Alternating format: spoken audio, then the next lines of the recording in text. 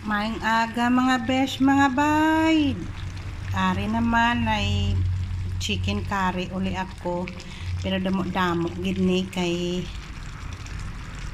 amo ni ba dalhin namin bukas sa fellowship lunch sa church after worship service.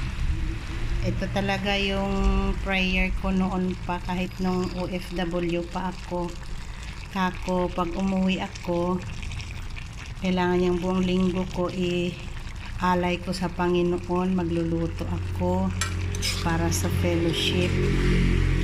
Yung baga yung noon 16-15 years ago na pinagpipray ko na ganito ang magiging buhay ko pagdating sa Pilipinas, pinagkaloob ng Panginoon. Ayun, tuwing linggo, Sabado pa lang nagre-ready na ako para sa fellowship na tanghalian namin. So natutuwa talaga ako pag ganito nagluluto ako.